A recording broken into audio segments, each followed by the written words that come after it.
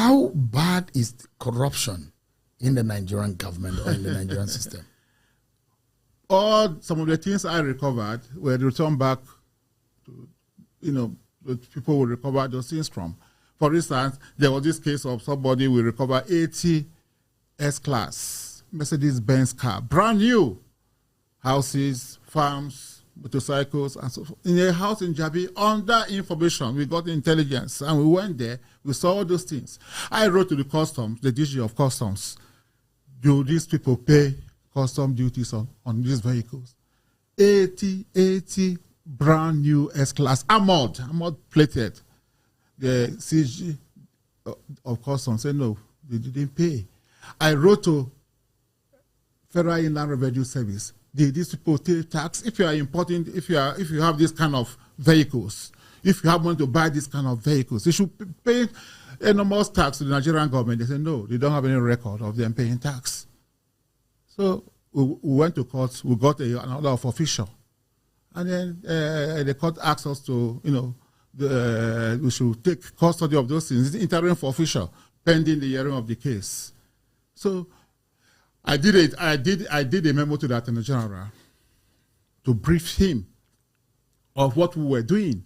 But later on, the Attorney General said that all the cases are investigated. They never mandated me. One of them was, came through Panama Papers. You know about the Panama Papers? Mm-hmm. A Nigerian senator, former military governor, was mentioned that he has properties in offshore islands. Since I didn't have the structures to investigate this issue, which is overseas, I went to the DG, NIA, said, look, please, let us work together to do this investigation. And they did the investigation. The report was sent to me.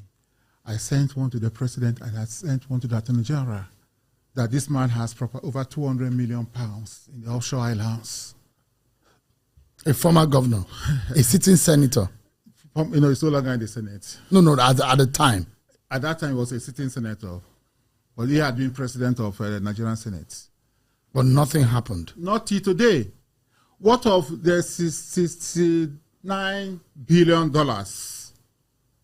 I got a letter, I didn't prompt them, from an American law firm saying that they have assets or access to a bank account in Texas that has over $69 billion US, proceeds from stolen crude oil.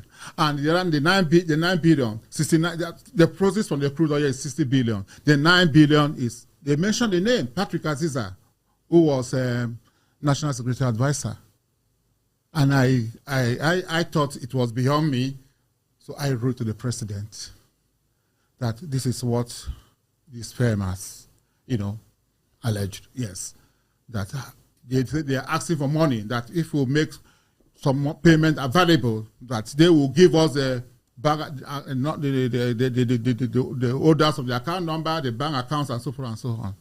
So I went to the president and said, approve, so that we can recover this money. 69 billion, it's a lot of money. Of course, nothing came out of it. Up to now. I also did a letter to Attorney General to brief him. But do you know what he said? The day he saw my wife, he laughed in a very sarcastic manner. I think Obla claimed that he would recover 69 billion US, as he recovered the money. He was being sarcastic. How would I recover the money when you didn't act as the Attorney General? Somebody has said, look, we have $69 billion of Nigerian money in a bank account in America. And the government did not take action. Nothing. Look, it's in the media. If you look at Punch published the story. Punch published this story. Even when Buhari was in office, he did. I think if I would download it and send it to you, nothing was done. It feels like the government you work for was a failure in that respect. I have said so, that I was disappointed, because I believe so much in the former president, and I worked passionately for him. But would you attribute the underdevelopment of our country today to corruption? Why not? Look, if you can, somebody can take $69 billion out of Nigeria. If we have $69 billion, our universities will change. our polytechnics, our secondary schools. We have water. And this is just a tip. That is just a tip of the iceberg. There are so much more. More.